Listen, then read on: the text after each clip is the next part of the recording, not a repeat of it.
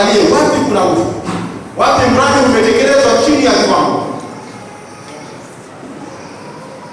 Nakwenda kumuuliza.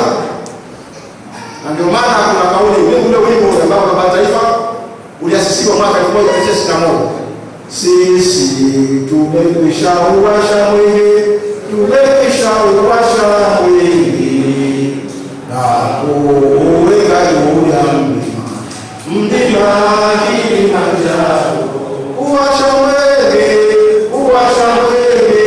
na kuweka Kilimanjaro. Uwasha mwingi, na kuweka Kilimanjaro. Umulike hata nje ya mipaka, uletee tumaini.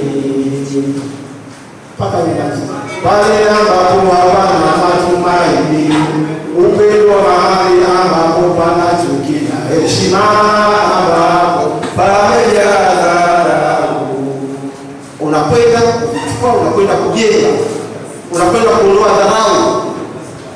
Ndio mshikamano, ndio kujenga uzalendo. Kwenye mshikamano, kwenye uzalendo hakuna chuki.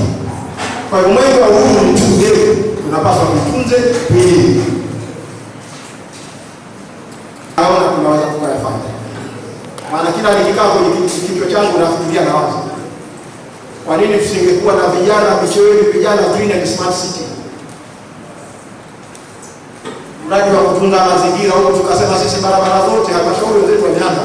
Akasema sisi barabara zote tutahakikisha tunapanda miti pembeni yake kuimarisha micheweni yetu. Wilaya yote nzima. Na kwa sababu barabara sasa zinakwenda mpaka Makandaga. Ni miongoni mwa miradi ambayo baadaye kuna uvunaji wa hewa ukaa. Wale watakaokuwa wanashughulika na Yakwale ndio ambao watakuwa wananufaika. Ni mara nyingi wanaomba siri zangu. Wanasema wanapenda kusema siri za kwangu mimi. Ndugu zangu, kila siku napanda miti. Nilianza mnamo mwaka 1958 wakati Mwalimu Nyerere alihutubia baraza la wakoloni. Alisema pindiko kwa Tanganyika itapata uhuru wake, ana dhamira ya kuwasha mwenge kwenye mlima Kilimanjaro. Ilipofika mwaka 61 mwezi Disemba,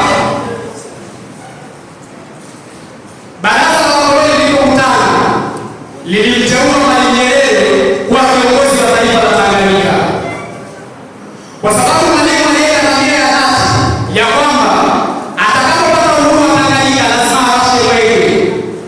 Alimteua Brigedia Jenerali Alexander Arnold Nyerere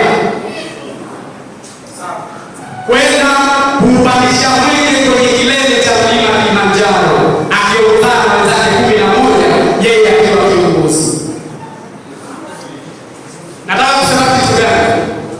Jambo lolote lenye maono makubwa kwenye taifa duniani ni mchakato, sio jambo la kulala na kuamka. Mwalimu alikuwa na maono ya kufanya taifa la Tanganyika kuwa huru, na alisema wazi wakati anakwenda kuwasha mwenge wa uhuru kwamba tunawasha mwenge kupeleka juu ya mlima Kilimanjaro. Katika fursa ya kiuchumi kupitia vyombo vyetu hawa wametutendea mengi sana. Leo tuna ujenzi wa barabara kwa mfano wa Shuka mjini. Kwa hiyo sisi vijana ni fursa, tunatakiwa tuitumie fursa hii kwa wakati sahihi. Lakini ukiangalia kuna ujenzi wa barabara tofauti katika kisiwa chetu cha Pemba na katika kisiwa chetu cha Unguja. Kwa hiyo barabara ni miongoni mwa nyenzo zinazokuza uchumi wa vijana. Leo vijana wengi wamejiajiri kupitia bodaboda, kupitia bajaji na vyombo vingine vya usafiri. Kwa hiyo hii ni fursa kubwa kwa vijana wetu, lakini ni fursa kubwa kwa maendeleo na pato la taifa wa nchi ya Tanzania. Mwenge oye!